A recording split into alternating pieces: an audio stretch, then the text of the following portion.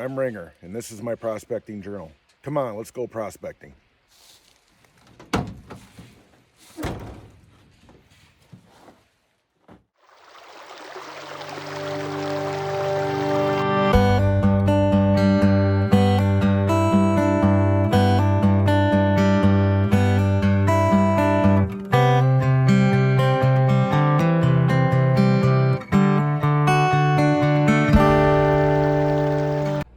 Hello and welcome to Ringer's Prospecting Journal. Today I'm going to be going over a proof of concept piece of equipment that I brought up about a month and a half ago. This is intended to be used on the shores of Lake Superior to find some of that Lake Superior beach gold in the black sands. All right, folks, here it is. Now, I showed this to you before. I ended up making a stand for it out of 3-foot threaded rod and some 1x2s. So you got it all nice and supported. You got the top sluice here. Comes down, drops into the bottom sluice, goes over and empties into the bucket. Now, originally I had this set up to be run off of a battery operated pump. In the state of Wisconsin, we are not allowed to use any type of mechanical battery operated, gas operated type systems for gold prospecting. So, taking the letter of the law into account, I developed what I hope will work is a vacuum system that is non-mechanical, no moving parts. You got the bucket filled three-quarters of the way filled up with water. Water comes out the bottom, flows into the sluice, goes through the sluice system, and then down into the bucket on the bottom. I have return hose going from the tub up and around and back into the bucket. Now, I've seen some videos on YouTube in third world countries. They use a system like this to get water out of their wells. What they do is they have in their case, they use a barrel, not a bucket, but they have a barrel that's partially filled up with water. They have this type of connection system. And once you open up the valve and the water starts to flow out of the bucket, because the bucket is airtight, it creates a vacuum inside of that bucket. And that vacuum draws the water out of the tub, back up the hose, and back into the bucket, thus creating a recirculating system. Now, in the third world countries, the hose would be down in the well. It would pull the water up out of the well and into their barrel, and then the water would come out the bottom section, and that's how they'd get their water, to either water their animals or water their crops. So I figured, why not try the same thing for gold prospecting in Wisconsin? It's non-mechanical. It's all done by nature. You got gravity and you have physics. So we'll see if it works. All right, folks, so I ran a couple tests using this vacuum pump system that I built behind me. So the problem I'm having is there's just not enough volume in that bucket to be able to maintain a strong enough flow of water through the hose and into the sluice box. So what's happening is the water is draining out and it's creating a vacuum, but it's also sucking water back up through the hose that's connected to the sluice box, or sucking air into the hose. So then that air goes up the tube and then back into the bucket, which defeats the purpose of the vacuum system. Now, all these other videos I've seen on YouTube, they've used 55-gallon drums or something equivalent to that size, And I think that's the key, is having enough volume of water to fully seal off so no air can get inside that barrel. In this case, it's only 5 gallons. We have 1.25 inch hoses. I can't maintain enough steady flow to keep air from traveling up the tube and back into the bucket. Well thought out plan. I researched it heavily. I'm not a physics major. There could be some other things I'm going wrong. I mean, maybe the draw tube from the tub needs to be lesser diameter than the outflowing tube, which would also increase the suction and vacuum power.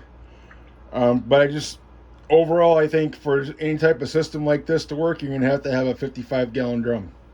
But if you just give me a minute, I will reset this thing up, and then I'll show you how it operates using a battery pump system. So just give me a minute and I'll be right back. So just to give you an idea of what I'm referring to, I got it fully charged. A little over 3/4 of a barrel of the bucket's right about there, full of water. And I will open up the flow so y'all can see what's going on. Hose is down there in the tub, and yeah, so we'll turn this on and I'll show you what's happening.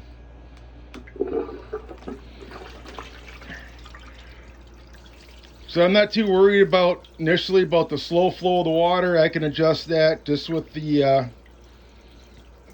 angle of the sluice, so I can increase the pressure of the water going over the top of the sluices. But now you see their air got into the system.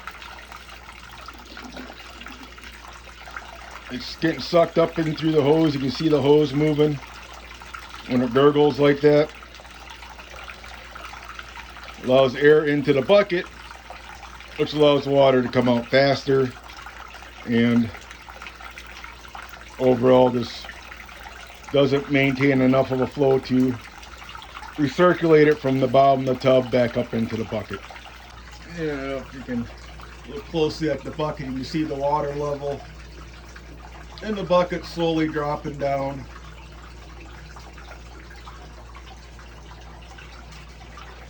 See that hose twitching every once in a while as it pulls water up from the tub into the bucket, but it's just not enough to maintain a water level in the bucket to make it last any length of time and allow a good steady recirculating system. It's a nice thought, nice concept. Just don't think that we can build a small enough unit to be able to make it transportable enough to be able to actually use on Lake Superior for the beach sands of Lake Superior. But I do have this stand that I made, and if you'll give me a minute, I will reset this up and hook my battery operated pump back up to it, and I'll show you how it functions with that. All right, be right back. All right, welcome back. As you see, I got recirculating pump system hooked back up to the top sluice. I got the stand back more towards so it's in the tub, so the water goes in, flows through, drops down onto the next sluice. I do have this system here.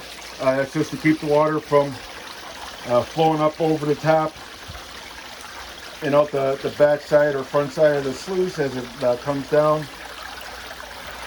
And it circulates, comes down through the bottom sluice and into the bucket.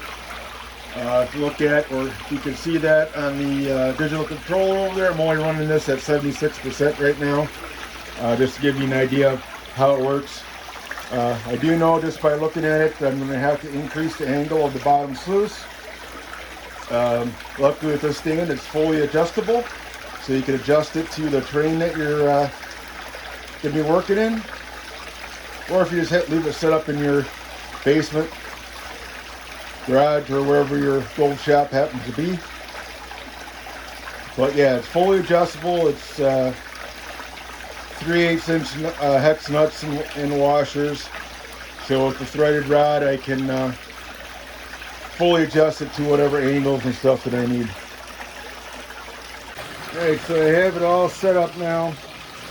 Running it at 91% currently for motor speed. Got the angles set up so they look halfway right. I haven't run any material through it yet, but we'll see what happens. Look over on this side where I got the barrier set up to hold the water back. It is holding the water back. Every once in a while we do get a surge of water and it splashes up against there, so it does stop it from overflowing, which is good when you're having it set up inside the house. On a beach, a little bit of water that would flow over that. Probably not that big of a deal, but yeah, I'm gonna run some material through it and see what it looks like. As you see, I got some material here. It's all wetted down already. Do have jet dry in the water already. You've seen this material before. I've ran it multiple times when testing different things. But we'll drop a bunch in here and we'll see how it flows out.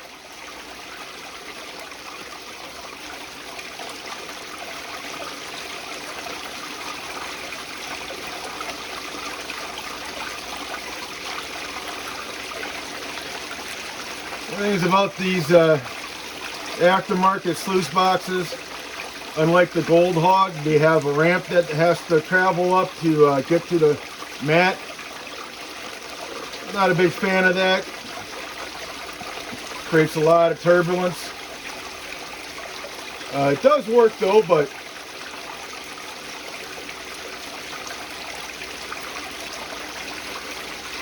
I just think you're going to be missing out on a lot of gold. So that was at 91%. I'm going to crank it up to 100. That's full volume for the pump. Let's see what happens.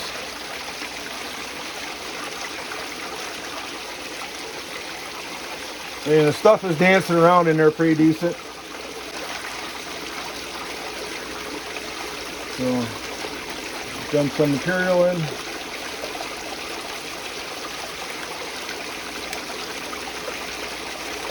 Cleans out the upper portion of it real good. I don't know how well the video is picking it up, but the sand is dancing around in there. See if I can get a close-up of that for you.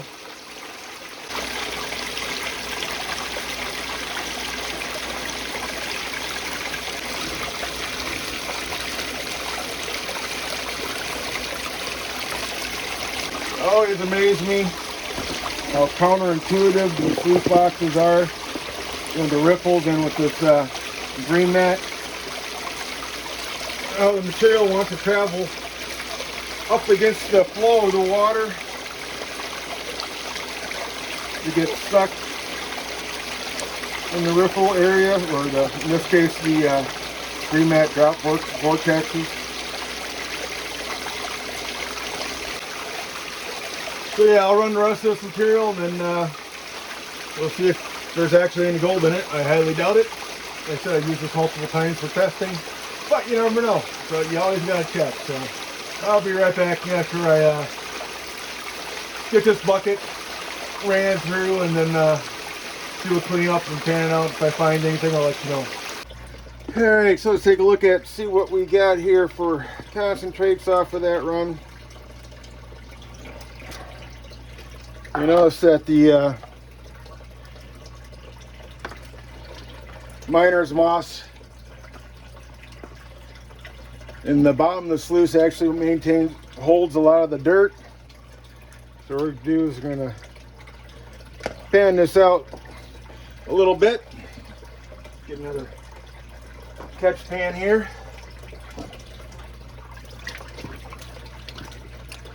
And we'll pan it into another pan so I can dispose of it later or reuse it later, whatever. And we'll get it down to a manageable amount, and then we'll run the rest over the miller table just to see if there's anything that it actually caught. If you can see that or not, but there's a big line of black sand across the top already. I said this is concentrated material that I've saved up throughout the years, and every time I've used it for testing or whatever, I've always seemed to find more gold in it. So that's why I always keep using it, because you always find more gold.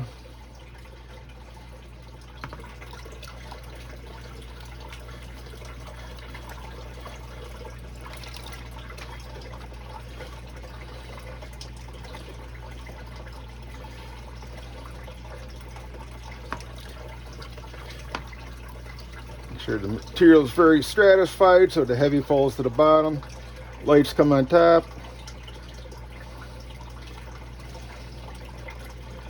And you just slowly keep doing that.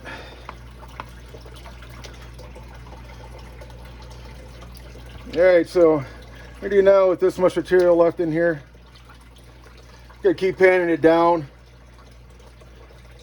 some more if I wanted to. But what I'm going to do is I'm going to take this material here, and then I'm going to run it over the top of the miller table. Notice all the heavy black sand that's still in there. And we'll take this pan here and the spoon, and we'll run it across the miller table, and we'll see what we get.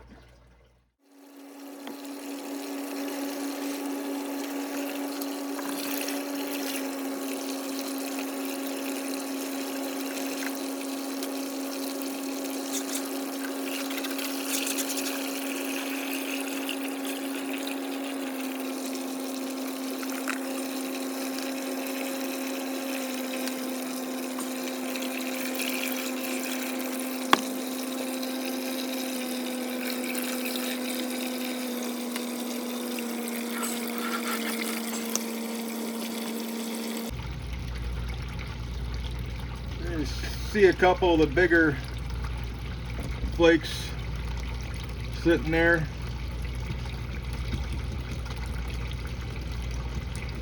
So yeah, overall, not too bad of a system. We'll see how it actually works out in the real world and not in the basement. I don't know how well you can see it, but here's the gold that we got. You zoom in too much, you can't see anything. It kind of washes it out, but